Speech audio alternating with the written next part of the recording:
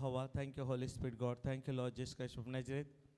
దేవా, ఈ వాక్యం అంటున్న ప్రతి ఒక్కరిని 9 ఆత్మఫలాలతో 9 ఆత్మవరాలతో బహుగా దీవించి ఆస్వాదించి ప్రతి ఒక్కరి బంధకాల నుంచి ప్రతి ఒక్కరి కట్ల నిప్పినందుకు వందనాలు తండ్రి. ఆమేన్. ఈరోజు పరిశుద్ధ ఆత్మదేవుడు మనకు బోధించే మర్మం, నువ్వు బహుగా ఫలించకుండా ఎవరు నిన్ను ఆపారు? ఆమేన్. యేసే ఒక మాట అంటాడు బైబిల్లో, జాన్ చాప్టర్ 15లో చూస్తే, నేను నిజమైన ద్రాక్షావళిని. యోహాను రాసిన పత్రిక 15లో చూస్తే, నేను నిజమైన ద్రాక్షావళిని, నా తండ్రి వ్యవసాయకుడు, నాలో ఫలింపని ప్రతి తీగను తండ్రి తీసి పారవేయను. ఫలించి తీగలు ఎక్కువ ఫలించాలని, చూడండి, ఫలించని తీగలు ఏం చేస్తాడంట? దేవుడు తీసి పారేస్తాడంట. మీరు బహుగా ఫలించడం వల్ల మన తండ్రికి ఏంటంట?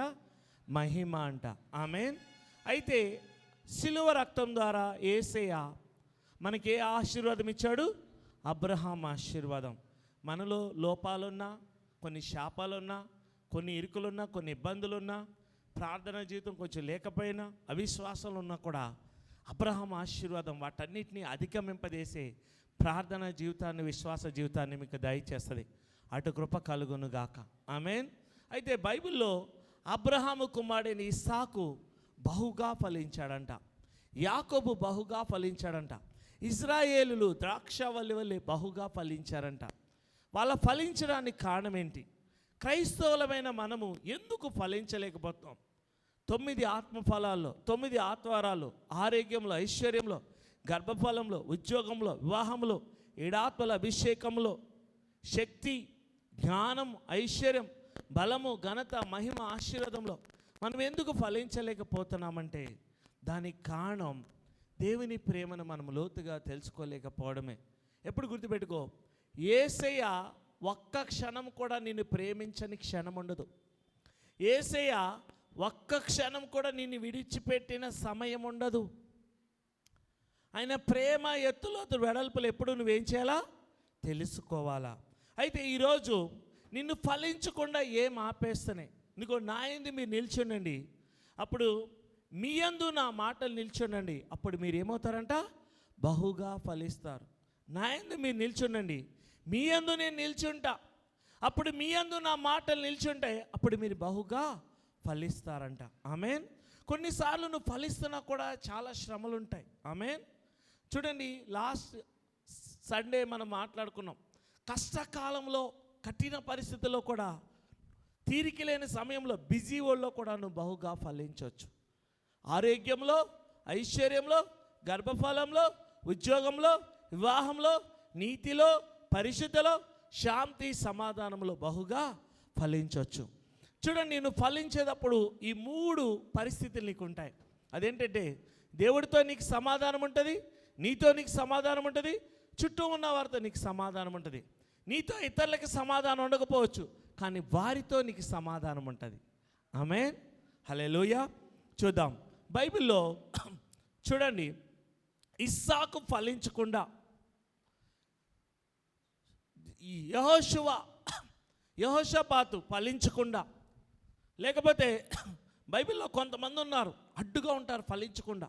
యాకోబు ఫలించకుండా, దావీదు మహారాజు ఫలించకుండా, సొలొమోను ఫలించకుండా, లేకపోతే యేసే ఫలించకుండా చాలామంది అడ్డుపడ్డారు. మనము ఈ ఫలించని కొమ్మల్ని త్వరగా గుర్తుపట్టాలా, అలాగే వీటిని త్వరగా మనం వదిలించుకోవాలా. చూడండి, ఇక్కడ చూస్తే ఆదికాండం 26వ అధ్యాయము చూడండి, 12వ వచనం చూడండి. ఇక్కడ ఈ కాలంలో, అబ్రహాము కాలంలో బహు భయంకరమైన కరువు వచ్చింది. ఎంతమంది తెలుసు? ఇస్సాకు కాలంలో కూడా కరువు వచ్చి ఇస్సాకు చాలా నష్టపోయాడు. ఇంకా తిరిగి ఐగుప్తుకి వెళ్ళిపోదాం అనుకున్నాడు. కానీ దేవుడు పిలిచి, నీ తండ్రి అయిన అబ్రహాము దేవుడు, నేను ఈ కరువుల విత్తనం ఏమంటే, ఇస్సాకు కరువుల విత్తనం వేశాడు. అంటే అంతా నష్టపోయి తన దగ్గర ఉన్న కొద్ది బస్తపు గింజలను, కొన్ని ధాన్యపు గిన్నెలను వేసి 100 పంట కోసాడంట.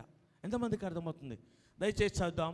ఆదికాండము 26:12వ వచనం. ఇస్సాకు ఆ దేశమందున్నవాడై, ఇస్సాకు ఆ దేశమందున్నవాడై విత్తనము వేసి, విత్తనాలా విత్తనమా? విత్తనము ఒక విత్తనం వేశాడంట. ఆమేన్. ఇస్సాకు ఆ దేశమందున్నవాడై విశ్వాసం అనే విత్తనం వేశాడు. అందుకే చూడండి, నువ్వు ఫలించాలంటే నీతి ఫలించినట్లు విశ్వాసం అనే విత్తనాలు వేయాల. నువ్వు కష్టాలు గుండా వెళ్తున్నా, శ్రమల గుండా వెళ్తున్నా, శోధనల గుండా వెళ్తున్నా, ప్రార్థన జీవితాన్ని ఆపకూడదు, పాటలు పాడడం ఆపకూడదు, ఉపవాస జీవితాన్ని ఆపకూడదు, దేవుడి సన్నిధికి రావడం ఆపకూడదు, బైబిల్ చదవడం, ప్రార్థన చేయడం ఆపకూడదు. ఎన్ని కష్టాలు రాని, ఎన్ని రోగాలు నీ మీద దాడి చేయని, ఎన్ని ఆర్థిక ఇబ్బందులు, అప్పులు, కఠినమైన పరిస్థితులు, ఆలస్యం, అనారోగ్యం, కుటుంబం మొత్తం దాడి చేసినా నువ్వు ప్రార్థన అనే విశ్వాసపు విత్తనాలు వేసినప్పుడు ఏం జరుగుతుంది తెలుసా? నీతి అనే ఫలములకు వస్తాం. నీతి ఫలించినట్లు విత్తనాలు వేయండి, ప్రేమ అనే కోత కోయండి. నీతి ఫలించాలి, నీతి రాజ్యం, ఆశీర్వాదం నీలో ఫలించాలంటే విశ్వాసం అనే విత్తనాలు, నిరీక్షణ అనే విత్తనాలు, ప్రేమ అనే విత్తనాలు, క్షమించబడే విత్తనాలు నువ్వు వెయ్యాలా. నిన్ను నువ్వు క్షమించుకోవాలా, అందరూ నువ్వు క్షమించాలా. భర్తని, కుటుంబాన్ని క్షమించినప్పుడు నీతి ఫలించినట్లుగా విశ్వాసం అనే విత్తనాలు వేస్తావు, ప్రేమ అనే కోతకు వస్తావు. ఆమేన్. చదువమ్మా.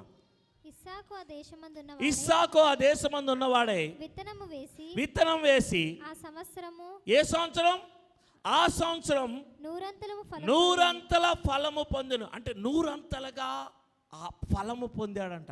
ఈ నెల, ఇప్పటి నుంచి ఈ సంవత్సరం మీరు ప్రార్థన, విశ్వాసం, నిరీక్షణ, ప్రేమ, క్షమాపణ, ఓర్పు, సహనం, బైబిల్ చదవడం, ప్రార్థన చేయడం, ఉపవాసం ఉండడం, అందరిని క్షమించడం, నిన్ను నువ్వు క్షమించుకోవడం అనే ఒక విత్తనం వేసి నూరంతల పంట కొయ్యనుగాక. ఈ నెలలో నువ్వు నూరంతల పంటకు వస్తావు, నూరంతలుగా నువ్వు ఫలిస్తావు. చూడండి, మంచి నేలను విత్తినవాడంట 30 60 100 ఫలిస్తాడంట. ఆమేన్. అయితే నువ్వు ఫలిస్తున్నప్పుడు ఏం జరుగుతుంది తెలుసా? అసూయ అనే ఫలమివ్వని కొమ్మలతో చాలామంది బయలుదేరుతారు. అందుకే పరలోకమందున్న నా తండ్రి నాటని ప్రతి మొక్క ఏం చేస్తాడంట? తండ్రి పెళ్ళగిచ్చేస్తాడంట. అంటే నీ చుట్టూ లేకపోతే నీలో రక్తబంధువులు, ఆత్మబంధువుల ద్వారా, స్నేహితుల ద్వారా ఉన్న ప్రతి మొక్కను, ప్రతి కొమ్మను, ప్రతి వేరుని ప్రభు ఇప్పుడే పెళ్ళగించునుగాక, నరికివేయునుగాక, తీసివేయునుగాక. ఆమేన్. అయితే ఇస్సాకు ఎక్కడున్నాడు? గెరారు రాజు. ఈ ఇస్సాకు గెరారు రాజు అనే అబీమెలెకు దగ్గర ఉన్నాడు. అయితే ఈ అబీమెలెకు ఆస్తి కంటే, ఆ దేశపు యొక్క ఆర్థిక వ్యవస్థ కంటే ఇస్సాకు బహుధనవంతుడైపోయాడంట. అయిపోయినప్పుడు ఏం జరిగింది చూడమ్మా. 100 ఒక విత్తనం వేశాడు, 100 పంట కోసాడు. ఈ రోజు నుంచి నువ్వు ప్రార్థన, విశ్వాసం, ఎడతగని ప్రార్థన, ఎడతక్క ఉపవాసం ఉంటాం, ఎడతక్క క్షమించడం, ఎడతక్క ప్రేమించడం, ఎడతక్క బైబిల్ చదవడం, ఎడతక్క నీ నోరును కాసుకోవడం ద్వారా 100 పంట కోయనుగాక. ఆమేన్. 100-fold బ్లెస్సింగ్, 100 ఫలం పొందాడంట. చదవమ్మా. యెహోవా తనను ఆశీర్వదించను గనుక ఆ మనుషుడు గొప్పవాడయ్యను. అతడు మిక్కిలి గొప్పవాడగు వరకు. చూడండి, అతను మిక్కిలి గొప్పవాడైపోయాడంట. ఎందుకని? ఇక్కడ చుట్టూ అసూయ ఉంది, ఈర్ష్యాద్వేషం ఉంది. అబీమెలెకు పగబట్టున్నాడు. అబీమెలెకు యొక్క సేవకులు అబ్రహాము తవ్వించిన బావులన్నీ ఫిలిష్తీయులు పూర్తి చేసిన తర్వాత కూడా ఆ బావులన్నీ తెవ్వించి ఆ బావుల్లో జలల గల ఓటలు పడినప్పుడల్లా ఈ అబీమెలెకు యొక్క సైన్యము, ఈ ఫిలిష్తీయులు ఏం చేస్తారు? ఇస్సాకు యొక్క బావులను లాగేసుకుంటున్నారు. కానీ ఆశీర్వదింపబడుతున్నాడు కదా, మరి వీళ్ళు నా బావులు తీసేసుకుంటున్నారు, నా మీద మిక్కిలు అసూయ పడుతున్నారని చెప్పేసి బావులు తావడం ఆపాడా? ప్రార్థన చేయడం ఆపాడా? మంచి చేయడం మానేశాడా? నువ్వు ఫలించాలంటే మేలు ద్వారా కీడుని జయించాలి. నీ మీద అసూయ పడుతున్న వారికి దూరంగా నువ్వు వెళ్ళిపోవాలి. అబీమెలెకును వదిలేసి వెళ్ళిపోవాలి. ఆహాబును వదిలి నువ్వేం చేయాలా? వెళ్ళిపోవాలి. అహితోపెతువేలును గుర్తుపట్టాలా? అసూయ ఉన్న వాళ్ళని గుర్తుపట్టాలా? ఫలించిన ఆ జాబు నువ్వు వదిలేయాలా? ఫలించని ఆ సంబంధ బాంధవ్యాలను నువ్వు వదిలేయాలా? ఫలించని ఆ బిజినెస్ నువ్వు వదిలేయాలా? ఫలించని ఆ తలంపులు, ఆలోచనలు వదిలేయాలా? వదిలేసినప్పుడు ఫలించే కొమ్మలు ఇంకా బహుగా ఫలిస్తాయి. 80% నీ సమయాన్ని, 20% నీ బలం మీద నువ్వు పెట్టాలా. అంతేగాని 80% నీ సమయాన్ని నీ జీవితంలో ఉన్న 20% బలహీనతల మీద పెట్టినప్పుడు నువ్వు ఓడిపోతావు. అందుకే ఎప్పుడు కూడా నాకెందుకు ఇలా జరుగుతుందని నువ్వు అనుకోవచ్చు, కానీ ఎప్పుడు కూడా గుర్తుపెట్టుకో, నీ మీద అసూయ పడేవారు నీ శత్రువులందరూ ఏం చేస్తారో తెలుసా, నీ డెస్టినీని నీ జీవితంలో ఫుల్ఫిల్ చేసే విధంగా చేస్తారు. ఈ యోసేపు మీద అసూయ పడే వాళ్ళందరూ ఏం చేశారు, యోసేపుని ప్రధానమంత్రిని చేశారు. అవునా కదా? యేసే మీద అసూయ పడే వాళ్ళందరూ ఏం చేశారు, యేసే పునరుద్ధానుడై తిరిగి లేసే విధంగా చేశారు. అలాగే నీ శత్రువులు ఎప్పుడు కూడా ఏం చేస్తారో తెలుసా, మనుషులు నీ శత్రువులు కాదండి, వాళ్ళు నీ యొక్క గమ్యానికి, దేవుడు నీకు ఇచ్చిన చిత్తాన్ని నెరవేర్చడానికి నీకు నష్టం చేస్తారు, కానీ అది లాభమై కూర్చుంటుంది. చదువమ్మా. అతడు మిక్కిలి గొప్పవాడగు వరకు, ఆదికాండం 26:13. ఈరోజు ఈ వాక్యం వింటున్న ప్రతి ఒక్కరు మిక్కిలి గొప్పవారగునుగాక. I declare you a blessing of Abraham, I declare you a blessing of Isaac. ఆమేన్. ఎందుకంటే నా తండ్రి ఏబేల్, ఎలైజా, అబ్రహాం, ఆయన పెద్ద కుమారుని, నాకు ఇస్సాకు ఆశీర్వాదం ఉంది. ఆమేన్. ఎంతమందికి అర్థమవుతుంది? నేను ఎప్పుడు అదే ప్రేయర్ చేసుకుంటా. ఆమేన్. హల్లెలూయా. మీరందరూ, మనమందరూ ఎవరు? అబ్రహాము సంతానం. హల్లెలూయా. చదువమ్మా. అతడు మిక్కిలి గొప్పవాడగు, ఇస్సాకు మిక్కిలి గొప్పోడైపోయాడంట. అంటే విత్తనాలు విత్తడం ఆపాడా, బావులు తవ్వడం ఆపాడా, వర్షం పడట్లేదు, కరువు వచ్చేసింది, నష్టం జరిగింది, ఉన్న ధాన్యం అంతా పన్నోళ్ళు తినేశారు, గొర్రెలు మేకలు గొడ్లన్నీ అయిపోయినాయి, భయంకరమైన కరువు వచ్చింది, తీవ్రమైన కరువు వచ్చింది. కానీ దేవుడు చెప్పిన మాట ప్రకారం విత్తనం వేశాడు. ఆమేన్. అంటే మనం గత వారం మాట్లాడుకున్నాం, పరిశుద్ధాత్మదేవుడు మనకు బోధించాడు. ఇర్మియా గ్రంథం 17:5-6 చూస్తే అక్కడ ఈ మాట రాయబడింది, యెహోవాని ఆశ్రయించేవాడు, యెహోవాని నమ్ముకున్నవాడు ధన్యుడు, ఆశీర్వదింపబడినవాడు. అతడు నీటి కాలవల యోరన నాటబడే మొక్క వలె ఉండి ఆకు వాడక ఫలిస్తాడు. ఆమేన్. అంటే దేవుడి సన్నిధిలో ఉన్నప్పుడు నువ్వు ఆకు వాడక ఫలిస్తూనే ఉంటావు. ఆమేన్. వెట్ట వచ్చినా, వర్షం రాకపోయినా, నీకు ఎరువు లేకపోయినా, లోకమంతా చీడపీడలున్నా, తుఫాన్లు వచ్చినా, కరువు వచ్చినా, క్షామం వచ్చినా, నువ్వు చింతనందవు, కాపు మానవు. ఆమేన్. నీ వేరు ఎవరు? యేసయ్య. నీ చిగురు ఎవరు? యేసయ్య. నీ సంతానం ఎవరు? యేసయ్య. నీ ప్రకాశమైన వేకు చుక్క ఎవరు? యేసయ్య. ఆమేన్. అందుకే ఒకటే ప్రార్థన, ప్రభువా నువ్వు మార్చలేని పరిస్థితి లేరు, నువ్వు మార్చలేని మనిషి లేడు, ఇప్పుడు నాకు అద్భుతం జరగట్లేదేమో, ఇంకా ఎక్కువ నిరీక్షిస్తాను, ఇంకా ఎక్కువ ప్రార్థన చేస్తాను, ఇంకా ఎక్కువ నమ్ముతాను, ఇంకా నిన్ను ఎక్కువ స్తుతిస్తాను అన్నప్పుడు దేవుడు ఇంకా నిన్ను విశ్వాసంలో, ఆత్మీయ పరిణతిలో అభివృద్ధి పొందించి అందరికంటే గొప్పగా ఆశీర్వదించి అందరికంటే గొప్పగా నిన్ను వాడుకుంటాడు. అటు కృప నీకు కలుగునుగాక. ఆమేన్. ఆలస్యం నీ మంచికే, ఆలస్యంలో నిన్ను సిద్ధపరిచి ఆ తర్వాత దేవుడిచ్చే ఆశీర్వాదం నువ్వు పోగొట్టుకోకుండా ఉండడం కోసం దేవుడు నీకు గొప్ప జ్ఞానము దయచేస్తాడు. ఆమేన్. హల్లెలూయా. అతడు మిక్కిలి గొప్పవాడగ వరకు క్రమక్రమం అభివృద్ధి పొందుచూ వచ్చెను. దీనికి కారణం ఏంటి? కరువులో విత్తనం వేశాడు, కష్టాల్లో విత్తనం వేశాడు, శ్రమల్లో విత్తనం వేశాడు, శత్రువుల మధ్య విత్తనం వేశాడు, భయముతో విత్తనం చేశాడు, బాధతో విత్తనం వేశాడు, కానీ నూరంతలుగా ఫలించాడు. ఈరోజు నువ్వు భయముతో ప్రార్థన చేస్తావేమో, అపనమ్మకంతో ప్రార్థన చేస్తావేమో, సందేహంతో ప్రార్థన చేస్తున్నావో, చింతిస్తూ ప్రార్థిస్తున్నావేమో, భారంతో ప్రార్థన చేస్తావేమో, కలవరంతో వేదనతో ప్రార్థన చేస్తున్నావేమో, కానీ నీకు నూరంతల పంట వచ్చును గాక, నువ్వు క్రమక్రమంగా అభివృద్ధి పొందును గాక, నువ్వు మిక్కిలి ఆశీర్వదింపబడును గాక. ఆమేన్. చదువమ్మా. అతనికి గొర్రెల ఆస్తియు, అతను గొర్రెల ఆస్తియు, గొడ్ల ఆస్తియు, దాసులు గొప్ప సమూహం కలిగినందున, అంటే కరువుతో అన్నీ పోయినాయి. దేవుడు నిన్ను ఆశీర్వదించే ముందు నీకు జీరో చేసేస్తాడు. అబ్రహామును ఆశీర్వదించే ముందు కరువు వచ్చి అంతా పోయింది. ఇంకా భయంతో, ఇంకా పనోళ్ళకి తిండి పెట్టలేక, ఆ కరువులో, ఆ కష్టకాలంలో లోయెస్ట్ పాయింట్కి వెళ్ళిపోయాడు అబ్రహాం. ముందుకెళ్ళాడా వెనక్కి వెళ్ళాడా? ముందుకే వెళ్ళిపోయాడు. ఐగుప్తుకి వెళ్ళిపోయాడు, కానీ హారానికి వెళ్ళలేదు, ఉర్రు అనే కల్దీలు దేశానికి వెళ్ళలేదు. ఎంతమందికి అర్థమవుతుంది? అంటే ఇక్కడ కరువున్నా కూడా ముందుకే వెళ్తున్నాడు. అంటే కష్టాల్లో ఉన్నా కూడా విశ్వాసంతో నువ్వు చర్చికి రావాలి, విశ్వాసంతో ప్రార్థించాలా, విశ్వాసంతో దేవుడికి నీ దగ్గరున్న 100 రూపాయలు 10 రూపాయలు దశంభాగాలు చెల్లించుకుంటూ నువ్వు వెళ్ళాలా. ఆమేన్. చదువమ్మా. అతనికి గొర్రెల ఆస్తి, చూడండి, అతనికి గొర్రెల ఆస్తియు గొడ్లాస్తియు దాసులు గొప్ప సమూహము కలిగినందున ఫిలిస్తీయులు అతని యందు అసూయపడిరి. చూడండి, నువ్వు ఆశీర్వాదం చాలా డేంజర్ అండి. ఆశీర్వాదం వల్ల కయ్యూని ఏబేల్ని చంపేశాడు, సొంత తమ్ముడిని చంపేశాడు. అసూయ వచ్చేస్తుంది. నువ్వు ఆశీర్వదింపబడినప్పుడు చుట్టూ ఉన్న వాళ్ళకి అసూయ వచ్చేస్తుంది. ఆశీర్వాదం వల్ల ఏశావు యాకోబుని చంపేయాలని చూశాడు. ఏసే చేసే అద్భుతాలు, సూచక్రియలు, మహత్కార్యాలు చూసి పరిసయ్యులు, సద్దూకయ్యులు అసూయ చేత ఏసేని అప్పగించి సిలువకి అప్పగించి చంపించేశారు. అవునా కదా? అందుకే నువ్వు ఎప్పుడు ప్రార్థన చేసుకోవాలా. గర్వము, అహంకారము, అసూయ, ఈర్ష్య, ద్వేషం నువ్వు బహుగా ఫలించకుండా చేస్తాయి. ఇక్కడ ఇస్సాకు బహుధనవంతుడు.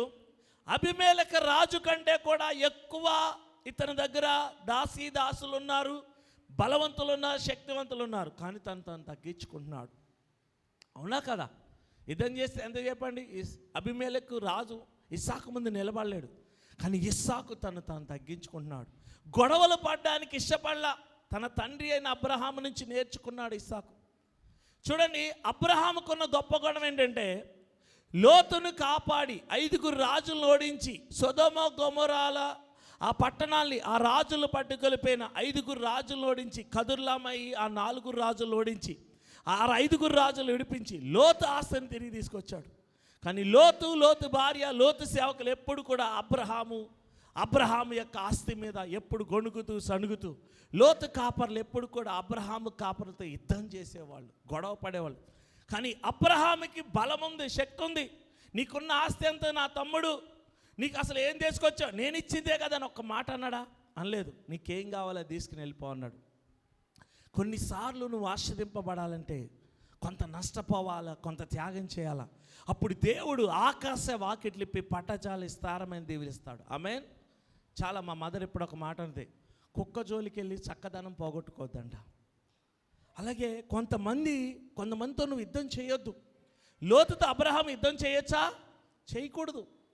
అలాగే యాకోబు ఏశావుతో యుద్ధం చేయొచ్చా? చేయకూడదు. చేస్తే గెలుస్తారు, కానీ చేయొద్దు. నువ్వు దేవుడు వాళ్ళతో యుద్ధం చేయనివ్వాలి. దానివల్ల నీకు కొంచెం నష్టం జరుగుతుంది. అబ్రహాముకి లోతు వల్ల చాలా నష్టం జరిగింది. యాకోబుకి ఏశావు వల్ల చాలా నష్టం జరిగింది. ఎంతమందికి అర్థమవుతుంది? కానీ వాళ్ళతో మనం ఆ నష్టం మనకి భరించాలా, ఆ నష్టం తిరిగి ఇవ్వాలా. వాళ్ళు మనకు సారీ చెప్పాలంటే ఎప్పటికీ చెప్పరాళ్ళు, వాళ్ళని వదిలేయాలా. ఇక్కడ చూడండి, అబీమెలెకు వల్ల ఇస్సాకుకి చాలా నష్టం జరుగుతుంది. అబీమెలెకు యొక్క సైన్యాధ్యక్షుడైన పీకోలు, అబీమెలెకు యొక్క దగ్గర పనోళ్ళు ఫిలిస్తీయులు అబ్రహాము ఏవైతే బావులు తవ్వించాడో అవన్నీ పూర్తి చేశారు. మరలా ఇస్సాకు తవ్వించాడు. జలలగల బావులు వచ్చినాయి. ఇంకా ఎక్కువ వీళ్ళు బావులు వాడుకోవచ్చు. ఎందుకు పూర్తి చేశారు? ఎదుటోడు ఆశీర్వదింపబడినా పర్లేదు కానీ, అంటే మనం ఆశీర్వదింపబడకపోయినా పర్లేదు కానీ ఎదుటోడు ఆశీర్వదింపబడవద్దు. ఇది అసూయ అంటారు.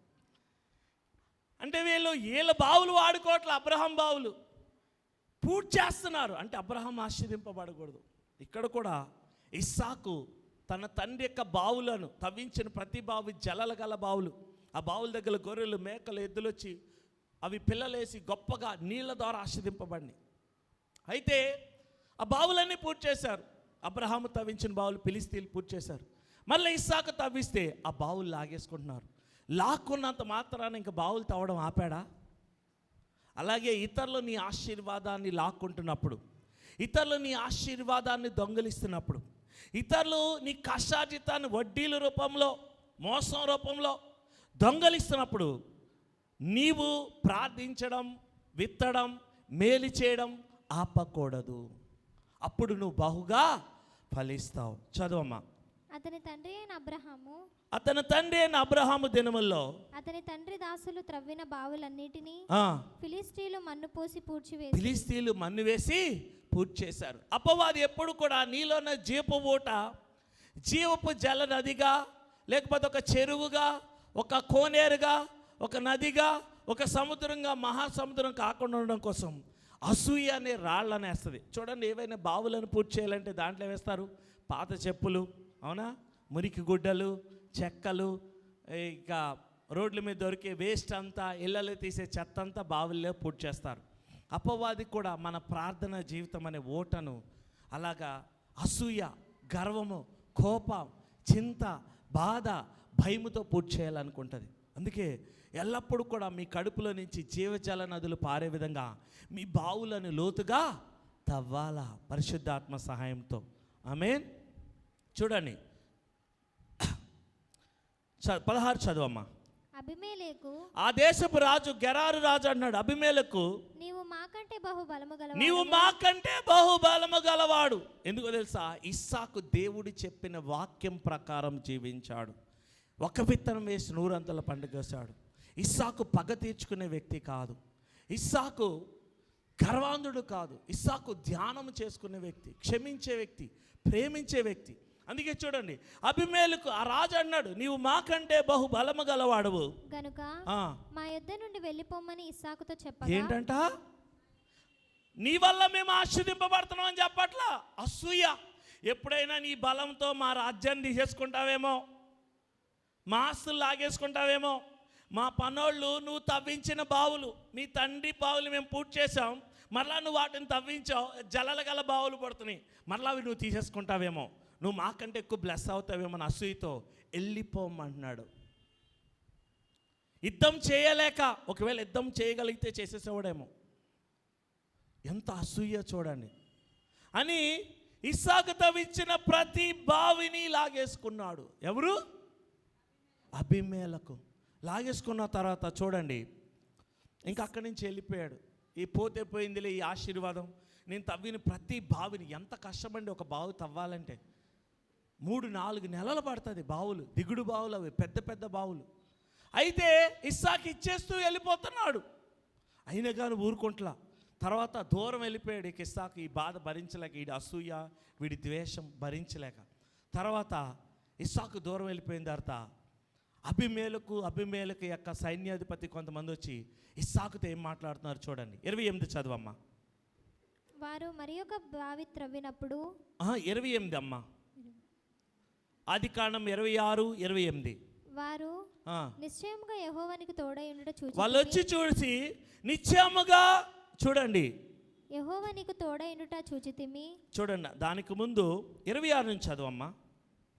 అంతటా అబీమెలెకును అతని స్నేహితుడైన అహుజతును అతని సేనాధిపతి అయిన ఫీకోలును గెరారు నుండి అతని యొద్దకు వచ్చిరి.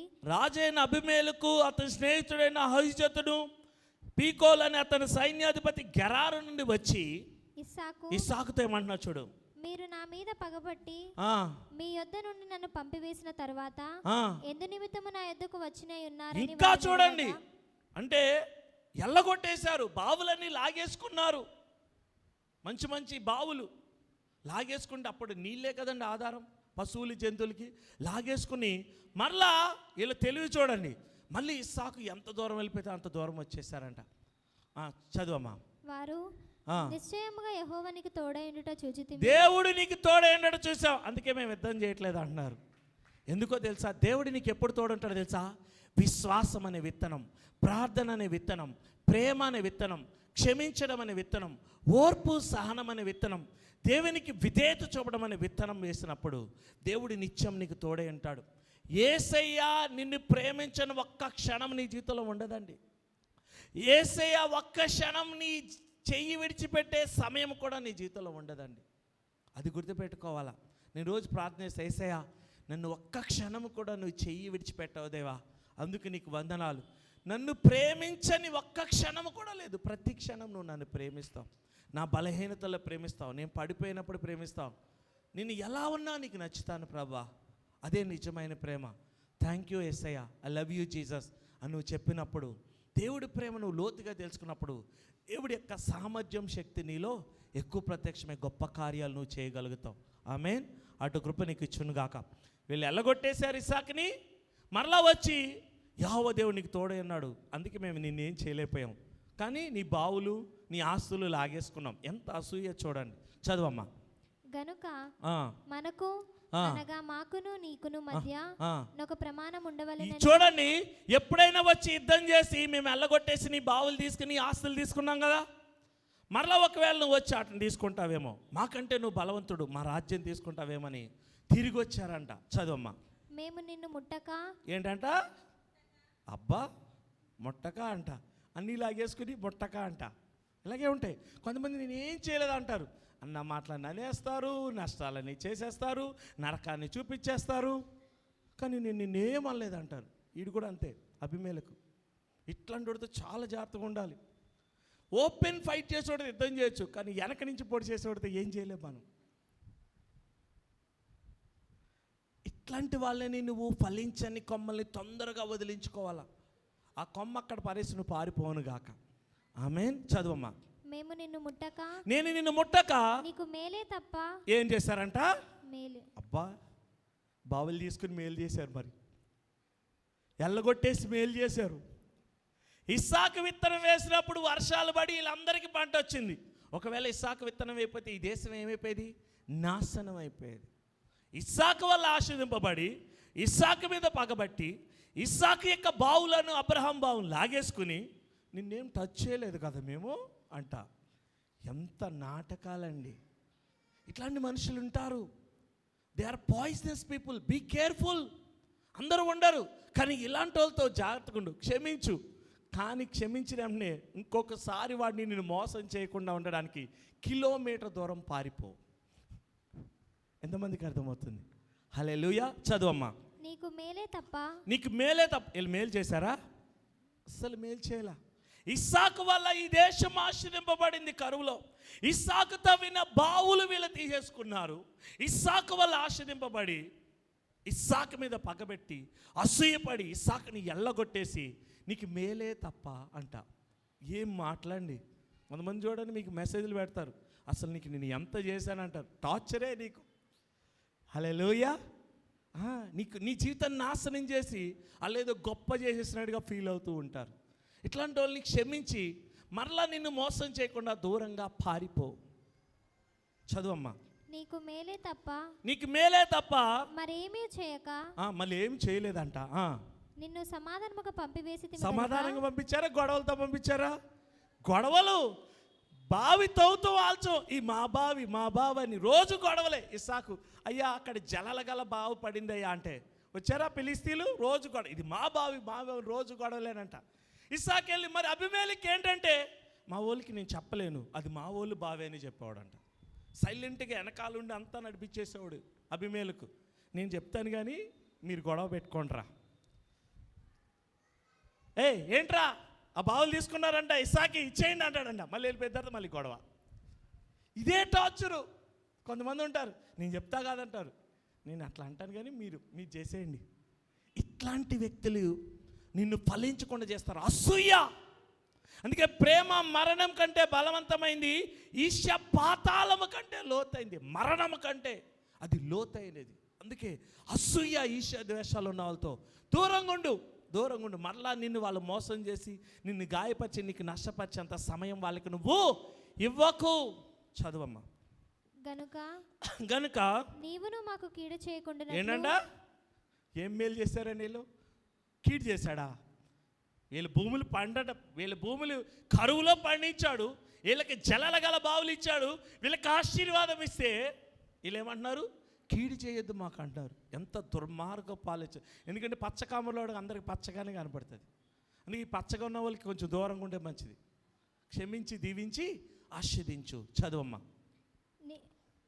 నీవు మాకును కీడు చేయకుండానట్లు. నీవు మాకు కీడు చేయకుండానట్లు నీతో నిబంధన చేసుకుందామనియు అనుకొంటివి. నిబంధన చేసుకుందామంట. ఎందుకని? మరలా వస్తాడేమో ఇస్సాకు భయం. చదువమ్మా. ఇప్పుడు నీవు యెహోవా ఆశీర్వాదం పొందినవాడనిరి. ఆమేన్. ఎందుకని? యెహోవా దేవుడు తోడే లేకపోతే వీళ్ళు ఎప్పుడో ఆస్తి లాగేసుకుని ఇస్సాకుని చంపేసేవాళ్ళండి, దుర్మార్గులు. ఓ పక్కనేమో ఎరా బావులు ఎందుకు తీసుకున్నారా అంటావు, ఇంకో పక్కనేమో బావులు లాగేసుకోమని చెప్పడం. ఇట్లాంటి వ్యక్తులతో, అసూయ ఉన్న వ్యక్తులతో నువ్వు ఎక్కువ కాలం, ఒక్క నెల కాదు, నువ్వు ఒక వ్యక్తితో సహవాసం చేస్తున్నప్పుడు నీకు అతనితో సమాధానం లేకపోతే నెక్స్ట్ రోజే అతను వదిలే. అతని వల్ల నీకు ఫలం ఏమి ఉండదండి. చెప్తాడు. అతను నీకు ప్రొటెక్ట్ చేస్తాడు అనుకుంటాడు, కానీ అతను నీ జీవితాన్ని నాశనం చేసేస్తాడు. ఆమె నీ జీవితాన్ని నాశనం చేస్తుంది. అన్నీ దానివల్ల మేలు కంటే కీడు ఎక్కువ ఉంటుంది. దాన్ని త్వరగా వదిలి పారిపో. ఆమేన్. చదువమ్మా. అతడు వారికి విందు చేయగా, చూడు మళ్ళీ విందు చేశాడంట. ఏం చేశాడు? విందు చేయగా వారు అన్నపానములు పుచ్చుకొనిరి. తెల్లవారినప్పుడు వారు లేచి ఒకరితో ఒకడు ప్రమాణము చేసుకొనిరి. చదువమ్మా. తరువాత ఇస్సాకు వారిని సాగనంపగా వారు అతని యొద్ద నుండి సమాధానముగా వెళ్ళిరి. చదువమ్మా. ఆ దినమందే ఇస్సాకు దాసులు వచ్చి తాము త్రవ్విన బావిని గూర్చి అతనికి తెలియచేసి, ఈ బావి కూడా లాగేసుకుందాం, దూరం అయిపోయింది అంతే. చదువమ్మా. తెలియచేసి మాకు నీళ్లు కనబడినవి చెప్పిరి గనుక దానికి షేబా అను పేరు పెట్టెను. చదువమ్మా. కాబట్టి నేటి వరకు ఆ ఊరి పేరు బయర్షబా. బయర్షబా అంటే శత్రువు కూడా వచ్చి ఇస్సాకుతో ప్రమాణం చేసుకున్నాడు. శత్రువు భయపడుతున్నాడు. అంటే నీకు నష్టం చేసే వాళ్ళు నీ విషయంలో భయపడతారు, కానీ నువ్వు మేలు చేస్తూ. ఇస్సాకు బావులు తవ్వడం ఆపాడా? ఆపలేదు. ఆపాడా? ఎక్కడైనా ఆపాడా? ఆపలేదు. ఎంతమందికి అర్థమవుతుంది? అందుకే మీరు చూడండి, ఎక్కడ బావులు తవ్వినా ఇదిగో నీ దాసులు నా బావులు తీసుకున్నారంటే అబీమెలెకు నాకు తెలియదే అంటాడు. తెలుసా తెలీదా? తెలుసు. అంటే నువ్వు ఆశ్చర్యపడుతున్నప్పుడు అసూయ పనులు ఉంటారు. యేసయ్యని పరిసయ్యులకు అధికారులు ఎందుకు అప్పగించేశారు? అసూయ అనే ఫలించని కొమ్మ వాళ్ళ ఉంది, అందుకే ఫలించి వాళ్ళు పట్టించారు. అందుకే పిలాతు అన్నాడు, అసూయ చేత యేసయ్యని వీళ్ళు అప్పగించేశారు అని ఆయన అనుకుంటున్నప్పుడు పిలాతు భార్య అంటుంది, ఆ నీతిమంతుడి జోలికి నువ్వు పోవద్దు అంటున్నాడు. అంటే అసూయ అనేది నువ్వు ఎప్పుడు ప్రార్థన చేసుకోవాలి, ప్రభువా నాలో గర్వాన్ని, ఈర్ష్య, ద్వేష, అసూయలు తొలగించు. ఒక వ్యక్తి నీకంటే ముందు ఆశ్రదింపబడ్డాడు అనుకో, ప్రభువా అతని కృప చూపినందుకు వందనాలు, అతన్ని ఆశ్రదించినందుకు వందనాలు, నన్ను కూడా అట్లా ఆశ్రదించు ప్రభు అనాలి. కానీ ఇంకా నువ్వు అసూయతో, ఈర్ష్య, ద్వేషంతో నిండిపోవద్దు. చూడండి, అసూయతో దేవుడు ఏబేలు అర్పణ అంగీకరించాడని కయ్యూను సొంత అన్నయ్య ఏబేలు ఏం చేశాడు? చంపేశాడు. అంత గొప్పగా ఆశ్రయింపబడ్డాడు. తల్లిదండ్రులు ఆస్తి మొత్తం తీసుకున్నాడు. ఇస్సాకు ఆస్తి మొత్తం తీసుకున్నాడు ఏశావు. కానీ 450 మంది గొప్ప యుద్ధ వీరులతో యాకోబుని ఏం చేయడానికి వెళ్తున్నాడు? చంపడానికి వెళ్తున్నాడు. వీడికి ఆశీర్వాదం ఉన్నా కూడా ఎందుకు వెళ్తున్నాడు? అసూయ. నాకంటే వీడు గొప్పోడు అవ్వద్దు. అసూయ ఉన్న వాళ్ళతో సమస్య ఏంటో తెలుసా? అసూయ ఉన్న వాళ్ళు తొందరగా గుర్తుపట్టచ్చు. ఎవరినైనా వాళ్ళ ముందు పొగిడితే వాళ్ళు కల్పించుకుని వాళ్ళ గురించి గొప్పగా చెప్పేస్తారు. అసూయతో చాలా డేంజర్. నీకు అసూయ ఉందా? అసూయ ఉన్న వాళ్ళు ఎప్పటికీ సంతోషంగా ఉండలేరు. స్వార్థంగా ఉన్న వాళ్ళు ఎప్పటికీ సంతోషంగా ఉండలేరు. సంతోషంగా ఉంటే నువ్వు స్వార్థంగా ఉండలేవు, స్వార్థపరులు ఎప్పటికీ సంతోషంగా ఉండలేరు. ఆమేన్. అసూయ అనేది ఎప్పటికీ వద్దు, నీకే నష్టం కలుగజేస్తుంది. అందుకే అసూయను విడిచిపెట్టే. అబీమెలెకును విడిచిపెడితే అసూయను విడిచిపెట్టేసినట్టే. ఆమేన్. అబీమెలెకును వదిలి వచ్చేసాడు. లాభమున్న ఆ దేశంలో తినేసే విత్తనానికి పంట వస్తున్నా, 100 పంట పండినా, ఆ దేశం మొత్తం ఆశ్రయింపబడినా కూడా, ఇంత తవ్విన ప్రతి బావిలో జలలు గల నీళ్లు పడినా కూడా ప్రతిదీ వదులుకుని వచ్చేసాడు. ఎందుకో తెలుసా? అసూయ ఉన్న వాళ్ళ దగ్గర నువ్వు ఉండలేవు, వాళ్ళు వదిలి నువ్వు త్వరగా వచ్చేయాలా. అందుకే పరిచయలను కొద్దికలను వదిలి తొందరగా కొండెక్కి వేసే ప్రార్థనకి వెళ్ళిపోతున్నాడు. అసూయ ఉన్న వాళ్ళతో చాలా జాగ్రత్తగా ఉండాలి. అబీమెలెకును త్వరగా వదిలేనుగాక. నీకు ఆశీర్వాదమే అనిపిస్తుంది. అరే అబీమెలెకు మనకు మంచి ఫ్రెండే కదా అనుకుంటుంది. కానీ అబీమెలెకు రోజుకొక బావిని తీసేసుకుంటాడు, నీ ఆశీర్వాదం మొత్తం లాగేస్తాడు. కొంతమంది నీకు ఆశీర్వాదంగా కనపడతారు, కానీ వాళ్ళు ఎప్పటికీ నీకు ఆశీర్వాదం కాదు. ఇంకోటి కూడా చెప్తున్నాను, ఇంకోటి కూడా గుర్తుపెట్టుకో. మొదట నీకు ఆశీర్వాదకరంగా ఉన్న వాళ్ళు చివరికి నీకు శాపం నష్టమైపోవచ్చు. వాళ్ళు నువ్వు మీద ఆధారపడితే, ఎవరి మీద నువ్వేనా ఎక్కువ ఆధారపడితే దేవుడు వాళ్ళని తీసేస్తాడు. ఆమేన్. అందుకే జాగ్రత్త. అబీమెలెకు నుంచి ఇస్సాకు దూరంగా రావడం వల్ల ఇంకా బహుధనవంతుడు, వెండి బంగారములతో బహుధనవంతుడు అయిపోయాడు. చూడండి, బావులను ఎన్నో బావులు వదిలేసుకున్నాడు, కానీ బెయేర్షెబా ప్రమాణం కలిగిన జీవం గల ఊటలు గల బావి అతనికి దొరికింది.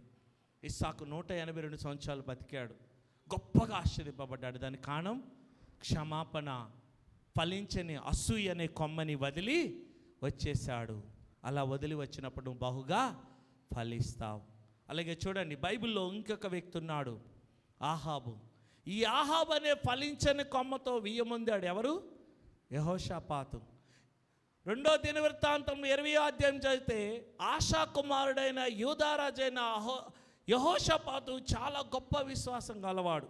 మోయాబీయులు, అమ్మోనీయులు, మోయానీయులు, సముద్ర పిస్కరేణువులంతా విస్తారముగా యూదా దేశానికి యుద్ధంకి వస్తే యుద్ధం చేయకుండా అబ్రహాము దేవుడు, ఇస్సాకు దేవుడు, యాకోబు దేవుడికి ప్రార్థన చేసి బెరాక్ అనే లోయలో యెహోవా దేవుడి చేత యుద్ధం చేయించుకుని గొప్ప ఆశీర్వాదం పొందుకున్న యెహోషాపాతు చూడండి, ఒక దుర్మార్గుడైన ఇజ్రాయేలు రాజైన ఆహాబుతో, యెజెబెలు భర్త అయిన ఆహాబుతో, యెజెబెలు అంటే ఇంకా మామూలు ఆమె కాదు, అసూయకి ప్రతిరూపం.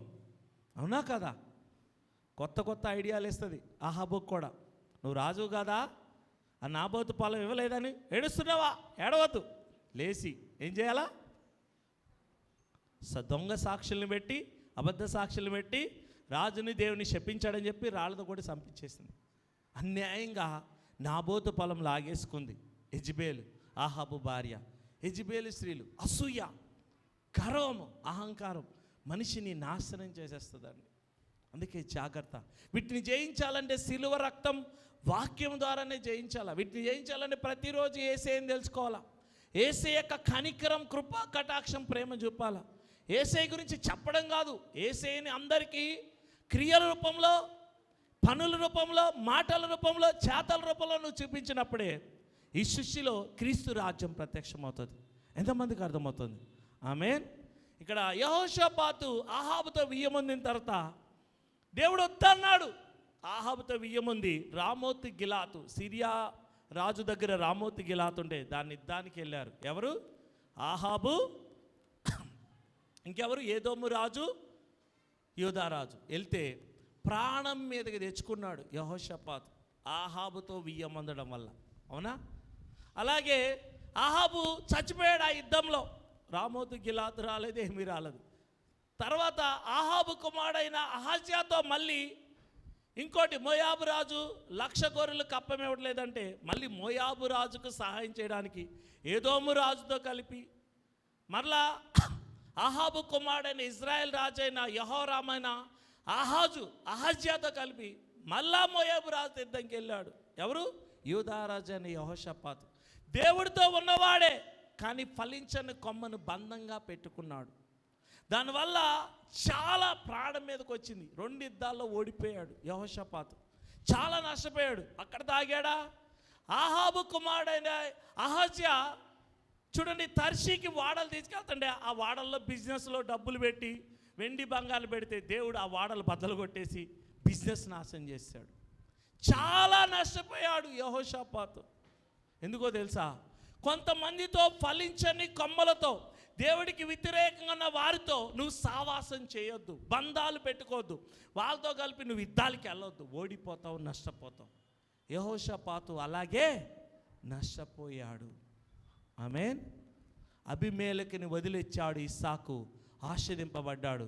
యెహోషాపాతు ఆహాబుతో కలిసి 2 యుద్ధాల్లో ఓడిపోయాడు, ప్రాణం మీదకి తెచ్చుకున్నాడు, బిజినెస్లో నష్టపోయాడు. అంటే నువ్వు గుర్తుపట్టాలా, ఒక వ్యక్తితో నువ్వు వెళ్తున్నప్పుడు, అతను దేవుడికి వ్యతిరేకంగా ఉన్నప్పుడు అతనితో నువ్వు బిజినెస్లో పార్ట్నర్గా ఉండకూడదు.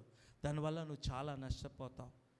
కొన్ని జాబులు ఉంటాయి, అవి ఫలించని జాబులు, ఆ జాబులో నువ్వు ఇరిక్కిపోకూడదు. కొన్ని బిజినెస్లు ఉంటాయి, అవి ఫలించవు, ఆ బిజినెస్ నువ్వు చేయకూడదు. కొంతమందితో రిలేషన్ ఉండకూడదు, దానివల్ల నీ సమయం, ధనయం, మెంటల్ టార్చరు, ఆరోగ్యం మొత్తం పోతుంది. అటువంటి వాళ్ళతో 10-20 సంవత్సరాలు నువ్వు వాళ్ళతో ప్రయాణం చేయకూడదు. దానివల్ల నీ ఆశీర్వాద ఫలాన్ని వాళ్ళు దొంగలిస్తారు, నిన్ను నియంత్రించడానికి ప్రయత్నిస్తారు. ఎంతమందికి అర్థమవుతుంది? నీ జీవితంలోంచి ఈరోజు ఆహాబు వెళ్ళిపోను గాక, ఆహాబుని విడిచిపెట్టేను గాక. యెహోషాపాతు విడిచిపెట్టాడా? విడిచిపెట్టలా, చచ్చిపోయేంత వరకు. బిజినెస్లో నష్టం జరిగింది, యుద్ధాల్లో నష్టం జరిగింది, ఇన్ని నష్టాలు జరుగుతున్నదే, పనికి మాలిన ఆహాబుని విడిచిపెట్టలేకపోయాడు. కానీ ఇస్సాకు జ్ఞానవంతుడు కాబట్టి అబీమెలెకుని వదిలి వచ్చేసాడు. ఆమేన్. దావీదు మహారాజు కూడా తన జీవితకాలంలో బెత్షెబా యొక్క తాతగారైన అహీతోపెలుని దగ్గర పెట్టుకున్నాడు.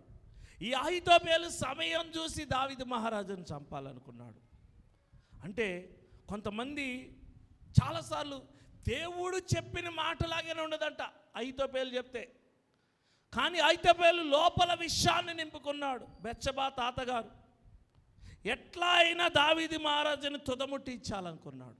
అందుకే దావీదు మహారాజు ఒక ప్రార్థన చేశాడు, అహీతోపెలు యొక్క ప్రార్థనలు ఆలోచనలు చెడిపోనుగాక. అంటే కొంతమంది మన వెనకాల ఉండి మనకు ఆశీర్వాదంగా కనపడతారు, కానీ వాళ్ళ ఆశీర్వాదం కాదు. వాళ్ళ సమయం కూర్చుని మనల్ని దెబ్బ కొట్టాలనుకుంటారు. అందుకే అహీతోపెలుని, యెజెబెలులను, ఆహాబులను, అబీమెలెకులను వదిలేయాలా, విడిచిపెట్టేయాలా? అమ్మోనుకో స్నేహితుడు ఉన్నాడు, షిమీ కుమారుడు. అతని పేరేంటి? యెహోనాదాబు. ఎటువంటి సలహా ఇచ్చాడు? తామారు మీద నీకు ఆ ఆశ ఉంది కదా అని చెడ్డ సలహా ఇచ్చి, అమ్మోను నువ్వు రాజు కదా, ఆ దావీదు మహారాజు తర్వాత నువ్వే రాజు అవుతావు, ఎందుకు మీ చెల్లి మీద అటువంటి చెడ్డ కన్నుంది, తప్పురా అని చెప్పాడా? చెప్పలా. నువ్వు సిక్కయ్యావు అని చెప్పు, మీ నాన్నగారు మీ చెల్లిని పంపిస్తారు, అప్పుడు ఆమెను పాడి చేయొచ్చు అని చెప్పాడు. అంటే ఎటువంటి ఫలించని కొమ్మల దగ్గర పెట్టుకున్నాడు రాజు అవ్వాల్సినోడు. అంటే నీ బిడ్డల స్నేహితులు ఫలించని కొమ్మలు ఉంటారు. అంటే ఇటువంటి వాటిని గుర్తుపెట్టినప్పుడే నువ్వు బహుగా ఫలిస్తావు. వీటిని ఎలా గుర్తుపెట్టాలో తెలుసా? యేసయ్యని లోతుగా తెలుసుకోవాలా. యేసయ్యని లోతుగా తెలుసుకోవాలంటే బైబిల్ చదవాలా. వాక్యాన్ని నువ్వు ఎంత లోతుగా తెలుసుకుంటావో, దేవుని కృపను, కనికరాన్ని, కటాక్షాన్ని, ప్రేమను ఎంత లోతుగా తెలుసుకుంటావో, యేసయ్యని అంత లోతుగా తెలుసుకుంటావు. యేసయ్యని అంత లోతుగా తెలుసుకున్నప్పుడు చుట్టూ ఉన్న మనుషులు నీకు అర్థమైపోతారు. అయితే నేను ఒక మాట చెప్తున్నాను, పరిశుద్ధాత్మ దేవుడు చెప్పమన్నాడు. ఒక వ్యక్తిలో 99% విషం ఉన్న 1% మంచి ఉంటుంది. ఆ మంచినే చూడు, కానీ ఆ 99% విషం చూడకు. ఆ విషం చూసినప్పుడు ఆ విషంతో నువ్వు ఉండకు, దూరంగా పారిపో. ఒక వ్యక్తిని క్షమించు, కానీ మరలా అతను నిన్ను మోసం చేసే అవకాశం అతనికి నువ్వు ఇవ్వకు. దానివల్ల నువ్వు నష్టపోతావు. చాలా అవకాశాలు ఇచ్చాడు యెహోషాపాతు ఆహాబుకి, దానివల్ల యెహోషాపాతు అన్ని విషయాలుగా నష్టపోయాడు. అవునా కదా? అలాగే చూడండి, దావీదు మహారాజు కుమారుడు, పెద్ద కుమారుడు అమ్మోను, ఒక బలహీనత ఉంది. స్నేహితులకి చెప్పాలి, నీ బలహీనత స్నేహితులకి చెప్పుకో, నీ బలహీనత నీ తల్లిదండ్రులకి చెప్పి మమ్మీ నాకు ఈ బలహీనత ఉంది, ప్రార్థన చేయించుకో. దావీదు మహారాజుకి చెప్తే ప్రార్థన చేసేవాడు కదా, చెప్పాడా? చెప్పలా. ఫలించని కొమ్మని దగ్గర పెట్టుకొని, ఫలించు కొమ్మనేమో దగ్గర పెట్టుకున్నాడు. తండ్రి గొప్పగా ఫలించే కొమ్మ. తండ్రికి, డాడీ నాకు ఈ బలహీనత ఉంది, తామారు మీద నాకు చెడు తలంపు ఉంది, ఆమె నా చెల్లి కదా, సహోదరి కదా, నాకు ప్రార్థన చేయి, నేను రాజు అవుతాను అని ప్రార్థన చేసుకున్నాడా? వాళ్ళ తమ్ముడికి చెప్పాడు. తమ్ముడు ఒక చెడ్డ సలహా ఇచ్చాడు. దానివల్ల అమ్మోను తన సహోదరిని పాడు చేయడమే కాకుండా, ఆ సహోదరైన తామారు యొక్క అన్న అయిన అబ్షాలోము ఏం చేశాడు? అమ్మోనిని చంపేశాడు. ఇదంతా ఎందుకు పరిశుద్ధాత్మ దేవుడు బైబిల్లో కొన్ని క్యారెక్టర్, కొన్ని వ్యక్తులను పెడతాడంటే, దాన్ని చూసి మనము పాఠాలు నేర్చుకోవాలా. ఎంతమందికి అర్థమవుతుంది? ఎప్పుడైతే నీ బలహీనతని లేకపోతే నీ కష్టాలను నువ్వు గురిగా పెట్టుకుంటావో ఇంకా నష్టపోతావు. కానీ నువ్వు కొన్ని చోట్ల నువ్వు కొన్ని నష్టాలు పోయినప్పుడు పాఠాలు నేర్చుకుంటావే, ఆ పాఠాల ద్వారా పరిశుద్ధాత్మ సాయంతో మరలా అది చేయకుండా పరిశుద్ధాత్మ నడిపింపులో యేసే కృప పొందుకుని ఎదుగుతున్నప్పుడు సక్సెస్లో నువ్వు ముందు నడుస్తావు. ఇక్కడున్న ప్రతి ఒక్కరూ ఇస్సాకులాగా అబీమెలెకును వదిలేయనుగాక. ఆమేన్. యేసేలాగా పరిసేలు కద్దుకేలు వదిలేయనుగాక. ఆమేన్. ఎంతమందికి అర్థమవుతుంది? హల్లెలూయా. దావీదు మహారాజులాగా అహీతోపెలు ఆలోచనలు చెడిపోయే ప్రార్థనా విత్తనాలు నువ్వు విత్తునుగాక. కొంతమందికి నీ డౌట్ వచ్చింది, అప్పుడు నువ్వేం ప్రార్థన చేయాలి తెలుసా? ప్రభువా, వాళ్ళు నా మీద పగబట్టారు, వాళ్ళ తలంపులు అహీతోపెలు ఆలోచనలాగా చెడిపోనుగాక. అప్పుడేమవుతాయి? చెడిపోతాయి. ఎంతమందికి అర్థమవుతుంది? అందుకే ఈరోజు నువ్వు బహుగా ఫలించకుండా ఏది ఆపుతుంది? నేను అబ్రహాము బహుగా ఫలిస్తున్నాడు, కానీ ఫలించని ఒక కొమ్మ పక్క నుండిపోయింది, అది లోతు. రోజు గొడవలే ఈ లోతుతో. తర్వాత ఇంకొక ఫలించని కొమ్మ వచ్చేసింది, హాగరు, ఇష్మాయేలు. ఏం చేశాడు? గొడవ పడ్డా? గొడవ పడలా. లోతు నీకేం కావాలో నువ్వు తీసుకోమన్నాడు. ఇంకా ఫలించని ఇష్మాయేల్ని, హాగర్ని పంపించేశాడు. లోతును అన్నిసార్లు కాపాడిన అబ్రహాము లోతు చనిపోయే సమయానికి చూడ్డానికి కూడా వెళ్ళలేదు అబ్రహాం. ఎందుకో తెలుసా? ఒక సమయం దాటిన తర్వాత దేవుడు ఇంకా చాలు ఆపేయమని చెప్తాడు. ఎందుకంటే లోతు పనికి రాని నీతిమంతుడు. లోతు ఏ రోజు తన జీవితకాలంలో మందసాన్ని గట్ల, బలిపీఠాన్ని గట్ల, దశంభాగాలు చెల్లించలా. ఎంత మటుకి దేవుడి నుంచి అన్న దగ్గర నుంచి లాక్కోవడమే.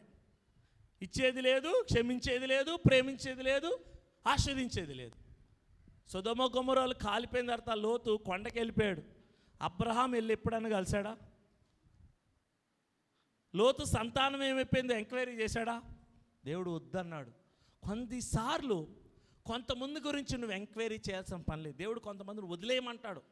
వాళ్ళని వదిలేసిన తర్వాత మరలా నువ్వు ఎంక్వైరీ చేయకూడదు. ఎంతమందికి అర్థమవుతుంది? ఒకటి గుర్తుపెట్టుకో. నిన్నటి దినం ఒక సహోదరుడు నా దగ్గరికి వచ్చాడు.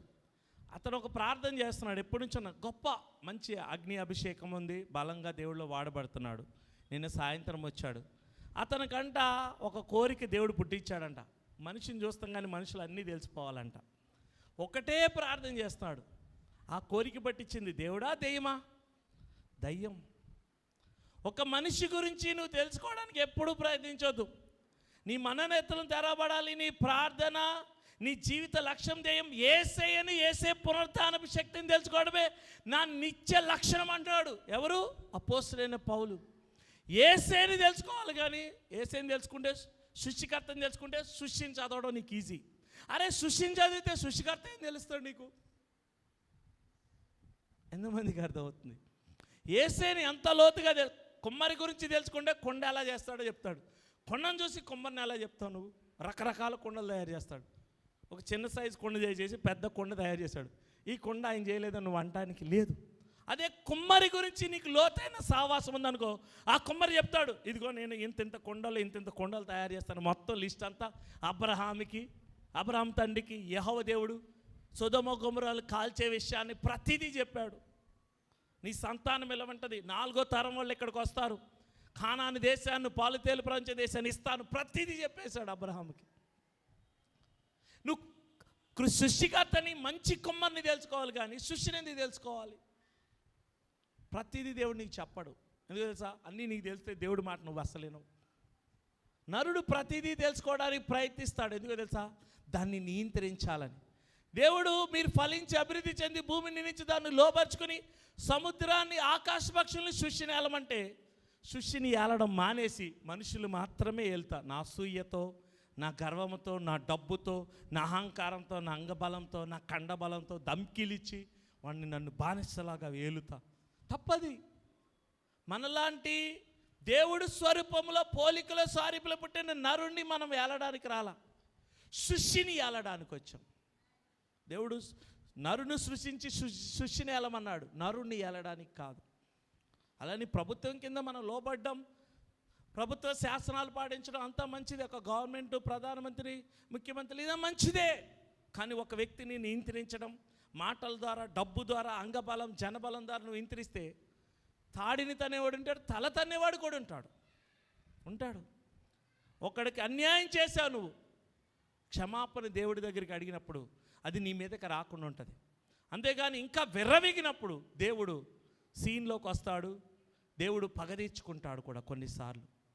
ఆమేన్. ఎంతమందికి అర్థమవుతుంది? అందుకే నువ్వు పగ తీర్చుకోవద్దు. అబీమెలెకు లాంటి వారిని, అబ్షాలోము లాంటి వారిని, అహీతోపెలు లాంటి వారిని చూడండి, ఈ యెజెబెలు వీళ్ళందరినీ నువ్వు వదిలేయాలా. వదలలేదా నువ్వు నష్టపోతావు. ఈరోజు దేవుడు అక్కడే చెప్తున్నాడు, ఇస్సాకులాగా నువ్వు 100 అంతలు ఫలించబోతున్నావు. దేవుడు అక్కడే చెప్తున్నాడు, ప్రార్థన చేయి, ఉపవాసం ఉండు, ఎడతెక్క బైబిల్ చదువు. మనం ఎందుకు ఆశ్రదింపబడడం తెలుసా? యేసే గురించి చెప్తాం కానీ యేసేని ఎక్కడా చూపించం. యేసే గురించి చెప్పడం మానేసి యేసేని ప్రేమ రూపంగా, క్రియల రూపంలో, అద్భుతాల రూపంలో చూపించినప్పుడు సృష్టి మొత్తం వధువుగా మారిపోయేది యేసే వచ్చేసేవాడు. ఎంతమంది చెప్తానే ఉంటాం కానీ చెయ్యం మనం. దానివల్లే నష్టపోతాం. ఇక నుంచి అయినా అబీమెలెకుని, అబ్షాలోముని, ఈ ఆహాబుని, ఈ అహీతోపెలుని, ఫలించని అసూయని వదిలిపెట్టినప్పుడు నువ్వు ఆశ్రదింపబడతావు. ఈరోజు నువ్వు ఫలించకుండా ఏది ఆపుతుంది? ఒకవేళ అసూయ, దాన్ని తొలగించేసుకో, ప్రార్థన చేసుకో. ఆమేన్. ప్రతి ఒక్కరిలో ఉండే కొంచెమైనా అసూయ ఉంటుందండి. ఎందుకంటే పడిపోయిన శరీరంలో ఉన్నాం కదా. అందుకని ప్రభువా, నాలో ఉన్న గర్వాన్ని, అహంకారాన్ని, ఈర్ష్య, ద్వేష, అసూయలను తొలగించి అంటున్నాడు. అపోస్తలుడైన పౌలు తన శరీరాన్ని నాలుగు కొట్టుకుంటున్నాడు. జనాల్లో ఏముందో చూడడానికి అపోస్తలుడైన పౌలు ప్రార్థన చేయట్లా.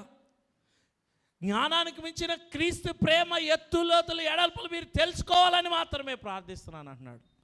సంఘాన్ని గురించి ప్రార్థిస్తున్నాడు. తన కోసం ప్రార్థించట్లా, దేవుడి కోసం ప్రార్థించట్లా. సంఘం తండ్రి ప్రేమను, యేసే కృపను, పరిశుద్ధాత్మ సహవాసం లోతుగా తెలుసుకోవాలని మాత్రమే ఆయన ప్రార్థిస్తున్నాడు. ఆమేన్. అందుకే ఈరోజు నెవర్ గివ్ అప్.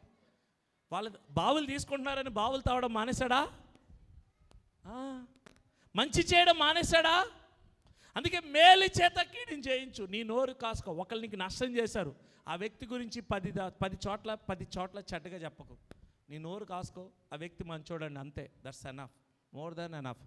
చెప్పొద్దు నష్టం. గాయపరిచారా, ఇలా చేశారు, వాళ్ళని నేను క్షమించాను, వాళ్ళకి ఆ నష్టం రాకుండా ఉండును గాక. ఆమేన్. అంతే. ఆ ప్రార్థన నువ్వు చేయాలా? ఎంతమందికి అర్థమవుతుంది? ఈరోజు నుంచి మీరు ఒక విత్తనం వేసి ప్రార్థన, ఉపవాసం, బైబిల్ చదవడం, మేలు చేయడం, ప్రేమించడం, క్షమించడం, సంతోషంగా సమాధానంగా ఉండడం, దేవుడి సన్నిధికి సమయానికి వచ్చి 100 ఫలించును గాక. అటు కృప మీకు ప్రభు దయచేయను గాక. ఆమేన్. దయచేసి నుంచుందాం. ఎంతమందికి అర్థమవుతుంది? ఎంతమంది 100 ఫలించారు? 100 ఫలించాలంటే అసూయకు దూరంగా పారిపో, ఈర్ష్య ద్వేషానికి దూరంగా పారిపో, గర్వంతో జీవించకు, ఆత్మీయ గర్వాన్ని నీలోకి రానివ్వకు, ప్రతి ఒక్కరిని క్షమించు, నిన్ను నువ్వు క్షమించుకో. ఆమేన్. తల మీ చేతులు ఉంచుకోండి. Thank you father God Jehovah. Thank you holy spirit God. Thank you Lord Jesus Christ of Nazareth. ఇస్సాకు గారు నీ మాట విని ఆ కరువులో విశ్వాసం అనే విత్తనం వేసి 100 పంట కోసాడు దేవా. ఆ మనుషుడి మిక్కిలి గొప్పవాడే, క్రమక్రమంగా అభివృద్ధి పొందాడు దేవా. దాసులతో, గొర్రెలతో, మేకలతో గొప్పగా ఆశీర్వదింపబడ్డాడు. తన తండ్రి యొక్క అబ్రహాము బావులను తవ్వాడు దేవా. అటు కృపను దయచేసి అబ్రహాం ఆశీర్వాదం ఇస్సాకు మీదకి వచ్చినట్టుగా, అబ్రహాం ఆశీర్వాదం శిలువ రక్తం ద్వారా ఇక్కడున్న ప్రతి ఒక్కరిలోకి వచ్చును గాక. ద్వితీయోపదేశకాండం 28:14 కలశలతో ఆస్వాదించండి తండ్రి. యేసేను భూమి మీద ఎట్టివాడే జీవించవో అట్టివాడిగా, క్రియలో, వాక్కులో శక్తి గల ప్రవక్తగా, కనికరం గల జీవం కలిగిన దేవుని కుమార్తెలుగా, కుమారులుగా మమ్మల్ని జీవింపచేదేవా. ద్వితీయోపదేశకాండం 28:14 ఆశలతో ఇక్కడ ఉన్న ప్రతి ఒక్కరిని ఆస్వాదించి ఈ వారమంతా, నెలంతా, సంవత్సరంతో నీ కంటి పాపల కాపాడి రక్షించండి.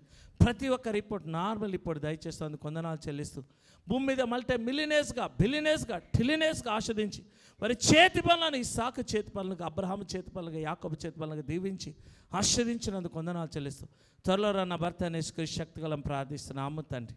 ఆమేన్. God bless you. ఎంతమందికి అర్థమవుతుంది?